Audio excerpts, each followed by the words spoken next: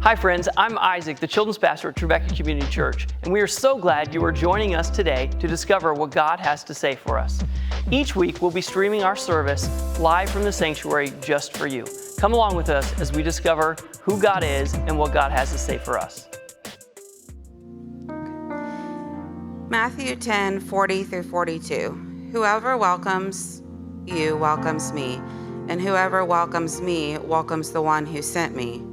Whoever welcomes a prophet in the name of a prophet will receive a prophet's reward, and whoever welcomes a righteous person in the name of a righteous person will receive the reward of the righteous. And whoever gives even a cup of cold water to one of these little ones in the name of a disciple, truly I tell you, none of these will lose their reward. This is the word of the Lord. Thanks, Anna. Matthew chapter 10, in this Sent Summer series that we've been in, you may have noticed that this whole chapter is Jesus's big speech to the disciples. Not to everyone that's been following him, but to the 12. It is his big rallying cry to the disciples before he sends them out in power to go proclaiming the kingdom and healing the sick. This is Jesus's big teaching sequence in Matthew's gospel. In fact, the beginning of Matthew chapter 10 says that Jesus summoned his 12. Gave them authority over unclean spirit to cast them out, to cure every disease and every sickness. And then it names the 12.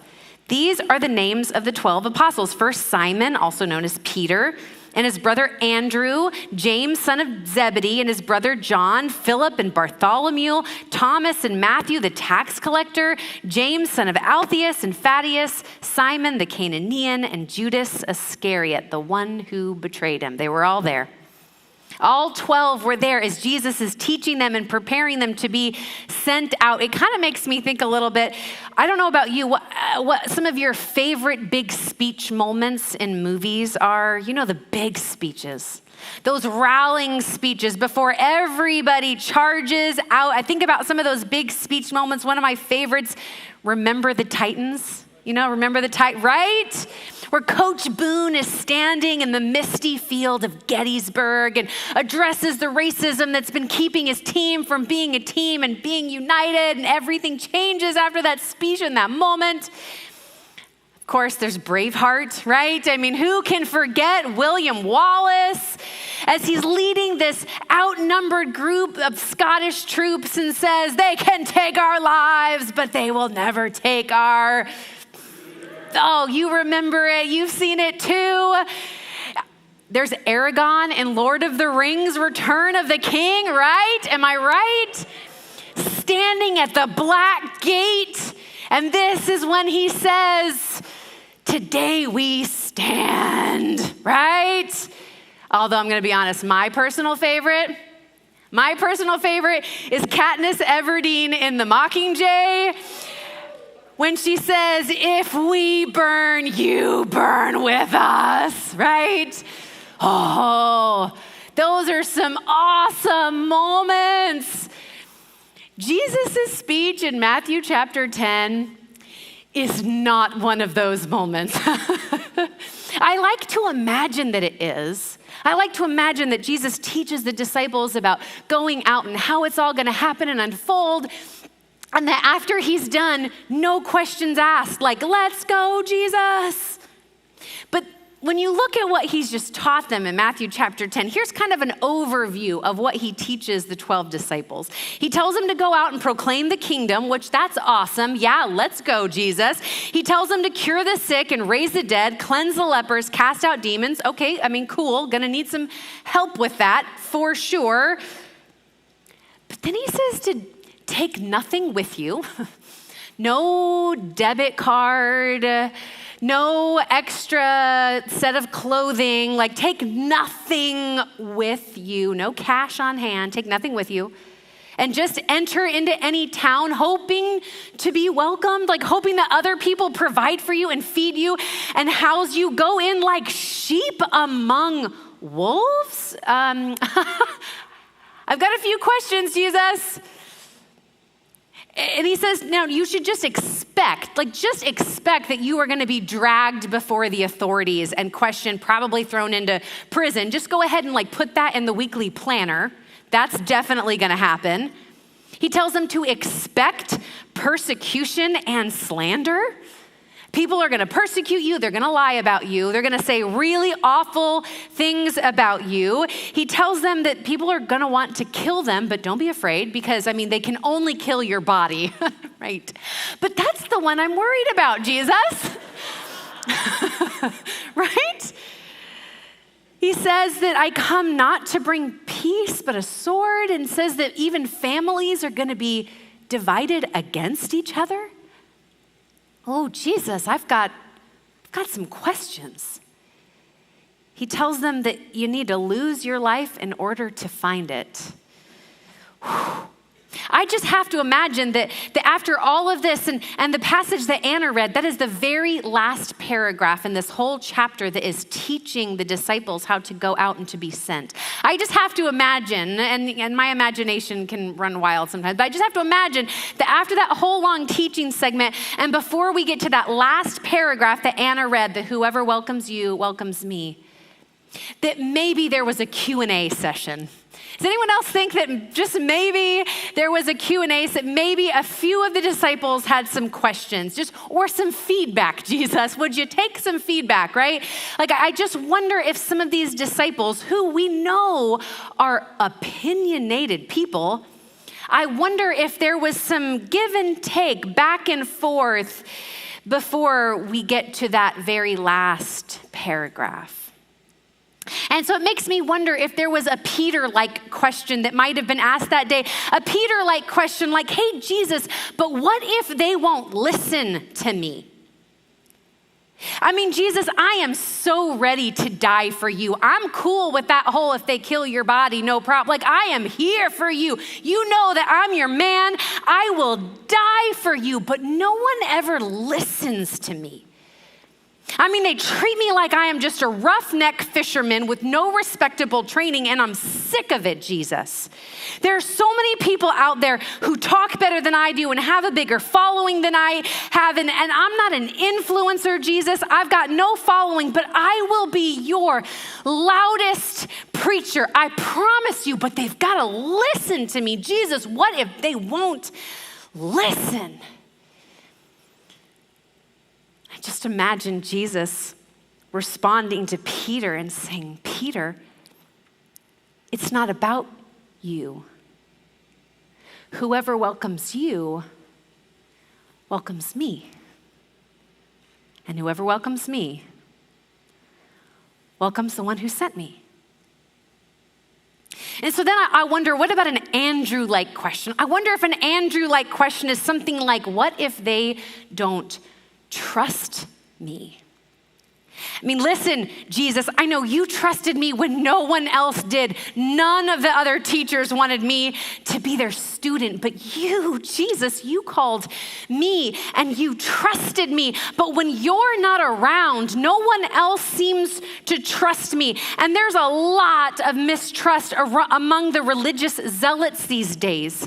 There's so many teachers out there claiming that they know what God is about to do among the people. Big, charismatic teachers and preachers that are out there. They've all got their own messages, and some of them, Jesus, let's be honest, they're clearly in it for their own gain, and they're not trustworthy. Some of them are really bad teachers, and they're leading people astray. What if, Jesus, we get lumped up with them? These people, they're not gonna trust us. How can we be sent into the world if they don't trust us, Jesus? And I imagine Jesus responding, Andrew, it's not about you. Whoever welcomes you welcomes me, and whoever welcomes me welcomes the one who sent me. I think about a James-like question. I think about a James-like question like, what if we don't have impressive enough titles of authority? Jesus, it's awesome that you want to give us authorities over demons and sickness. Thank you so much. But the thing is, we've left everything we have to follow you. We left our father's fishing boat and we left our father alongside the lake to follow you. We've sacrificed everything because we believe that you are the Messiah. But if you would just give us like some titles of authority. I mean, not just, authority to heal and stuff, but like titles of authority, a place of honor in your kingdom. Then we could tell people that we're not just followers of some Nazarene. We could tell people that we're the first and second at the hand of the Messiah. Like we need some impressive titles if we're going to have influence in a culture like this. If people are going to take us seriously, we need more than authority and the ability to heal a few sick people and feed some hungry people. We need authority to rule over some people, Jesus. What if we don't have impressive enough titles? Jesus responds, James, it's not about you. Whoever welcomes you welcomes me. And whoever welcomes me welcomes the one who sent me, James. I think about a John-like question. Might be something like, what if this doesn't make Israel great among the nations? Like, hey, Jesus, we believe that you are the Messiah who is coming to restore the kingdom to Israel. But that plan you just laid out, woo! I mean, that plan you just laid out, that does not sound like a pathway to make sure that all the nations around us know that Israel is back, baby. I mean, how is this suffering and persecution and slander gonna take back Israel for your kingdom? I mean, this sounds, Jesus, I hate to say it, but it sounds like weakness and not strength. And we have been pushed around long enough. What if this doesn't make Israel great among the nations like it's supposed to, Jesus? Jesus responds, John, it's not about you. Whoever welcomes you welcomes me. And whoever welcomes me welcomes the one who sent me. Think about a Philip-like question. Perhaps Philip might have asked something like, what if they spread rumors and lies about us? I mean, I know, Jesus, you said we should expect people to slander us, but what if it spreads so far and so fast that we leave one town and before we even get to the next, the rumors have already got there and they're talking about us and they're saying awful things and making people think that we're troublemakers before we even get there. You know how gossip spreads, Jesus, and if we can't control the narrative, what if we're trying to preach the gospel, but people are already hearing it through this warped lens of lies, twisting your words? What if everywhere we go, they already believe that we're up to no good and they shouldn't listen to us? Then it's all over before we've even started, Jesus? Jesus responding to Philip, Philip, it's okay. It's not about you. It's about me. And whoever welcomes you welcomes me. And whoever welcomes me welcomes the one who sent me. I think about a Bartholomew, who's also sometimes called Nathaniel, kind of question.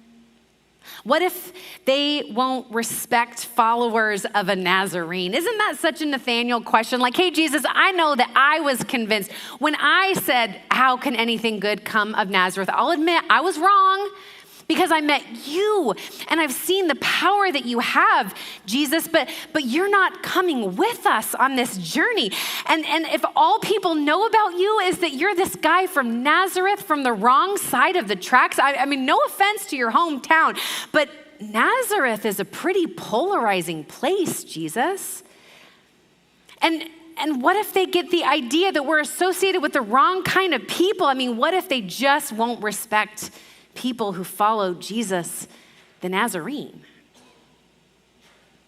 Jesus' response might be something like, Nathanael, it's not about you. Whoever welcomes you welcomes me. And whoever welcomes me welcomes the one who sent me. Think about a Thomas-like question. And he's got so many questions. A Thomas-like question is like, what if they have questions I can't answer? Jesus, you know that I believe that you're the Messiah, but I've still got so many questions. What if they have questions that I don't have answers to? What if they have doubts that are even bigger than mine, Jesus? When I hear you talk, it sounds so good and true and real, but when I'm away from you, the doubts creep in and I just struggle so much, Jesus. You know how much I struggle with all of these questions in my head, and how can you send someone like me to go and witness when they have questions and I don't even have all the answers that I need, Jesus? And Jesus responds, Thomas, it's okay. It's not about you. Whoever welcomes you welcomes me. And whoever welcomes me welcomes the one who sent me. Think about Matthew-like questions. Matthew-like questions like, Jesus, what if we can't fund this? You know, Jesus, I walked away from a pretty comfortable life for you. I walked away from my tax booth. I walked away from my commitment to Rome and my status among the authorities. But if we go knocking on doors like beggars, that is humiliating. I mean, Jesus, I have never been in a position to have to rely on someone else to provide for me. I've always provided for myself. And Jesus, if you expect us to go out there like beggars with our hands out, hoping that someone else will feed us and house us and take care of us, Jesus, what if they won't? What if they don't want to take care of us? I've never been in a position of need like that before, and I just don't know if people will actually provide for us, if they will actually care for us if we follow those crazy instructions of yours. Jesus, will we be cared for? Can we fund this? Jesus responds, Matthew, it's not about you. Whoever welcomes you welcomes me. And whoever welcomes me welcomes the one who sent me. I think about James, the other James, you know, the son of Alphaeus. I think about James, son of Alphaeus, like questions like, hey, what if we fail? What if we put ourselves out there and we try to heal someone who is really sick and they die anyway? And then we can't raise them back to life. Or what if we try to cure like a leper and we end up getting leprosy? What if we try to cast out a demon that's too powerful for us, Jesus? And then we could preach all day long about the kingdom, but no one would believe us. Not even one person would want to join a kingdom like that. What if we go from town to town to town, shaking the dust off all day long, and we have to come back here to you at the end of it all as complete failures? What then, Jesus?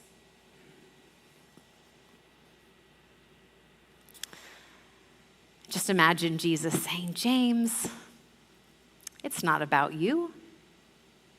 Whoever welcomes you welcomes me.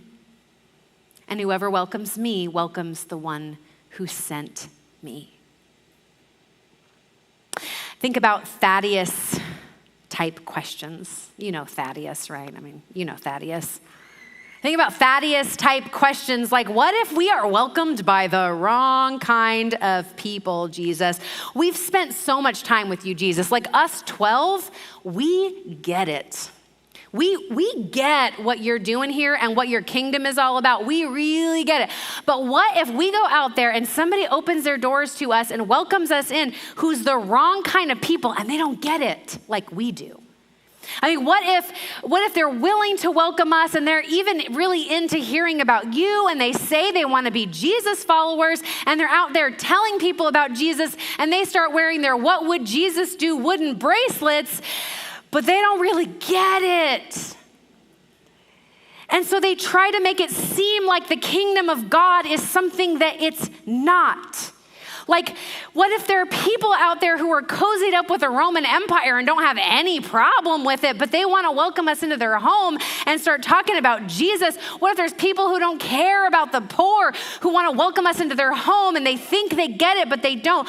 Or what if there's people with no morals who live like the Gentiles? And what if your message of the kingdom gets co-opted by the wrong kind of political message or gets wrapped up with the wrong kind of social movement, Jesus? What then?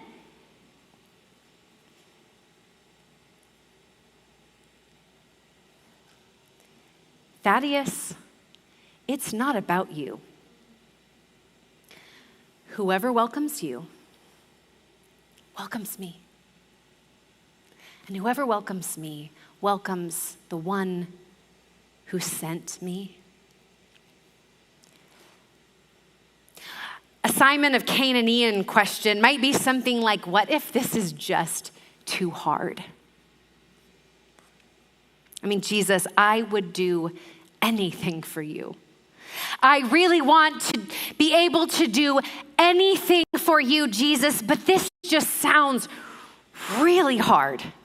And if I'm honest, I'm afraid that I am not strong enough for this. Like if we get out there and I crack under the pressure of persecution, or I just can't take the uncertainty of not knowing where our next meal will come from, I want to believe that I can do this, Jesus, but I'm really worried that what you just described is too hard for me. And Jesus says, that's okay, Simon, it's not about you. Whoever welcomes you welcomes me. And whoever welcomes me welcomes the one who sent me. And then finally, I wonder about a Judas-like question. Judas was there. What if we are betrayed, Jesus? I mean, how can we trust these people, Jesus? You expect us to just go out there and stay with anybody who opens their doors to strangers? Do you know what kind of people that must be like? I feel like you're a little bit naive, Jesus. Like you're a little bit disconnected from the way the world really works. I mean, I don't know that we can trust these people out there, Jesus. They are scoundrels, and you've got to be willing to fight fire with fire. I mean, how can we trust them with our lives? How can we trust them with your life, Jesus? What if they betray us? And I just imagine Jesus responding, Judas, this is not about you. And whoever welcomes even you, Judas, welcomes me. And whoever welcomes me welcomes the one who sent me. What questions would you have for Jesus? What questions would you raise? What objections would you raise? Because Jesus is sending you. I mean, we say it week after week, but let's have a little Q&A session, shall we? We're going to make some space now for prayerful listening. For you to ask the Lord, what questions or objections do you have? Like, what are the honest questions in your heart about Jesus sending you? As we head into this time of prayerful listening, just go ahead and make yourself comfortable, whether it's right there in your seats or if you want to come and kneel at the altar where you can find a space to step away from any distractions and just listen for the voice of the Lord. this is your time and your space. We're going to take a few moments to just ask the question, what questions do you have for Jesus? He is sending you. When you raise your hand, what questions do you want to ask before you say yes? I'm going to take a few moments to sit with this question, and then after a few minutes, there'll be another question that comes on the screen. Make yourself comfortable. If you want to take out a journal, just dig into this time. This time is for you and the Lord to prayerfully listen.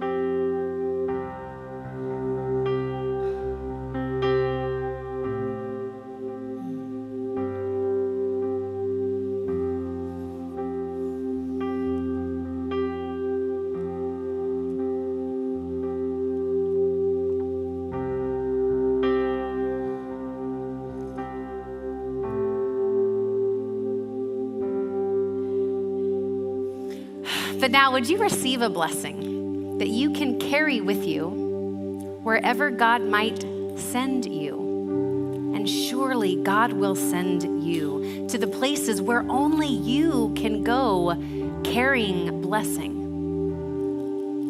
And now, beloved child of God, know that as you go, that whoever welcomes you welcomes Jesus. And whoever welcomes Jesus welcomes the Father who sent Jesus in love. And that anyone who gives a cup of cold water to one of these little ones, truly none will lose their reward. So go in that kind of peace today. Amen. Thanks for tuning in. Remember, you can always join us in person in our sanctuary, 10:30 on Sunday mornings, live on our YouTube channel or on our sermon podcast. If you'd like to give, you can do so at trevecca.church/give. All of our other resources can be found on our website. However you choose to engage, however you choose to join us, we are grateful for you, and you are loved.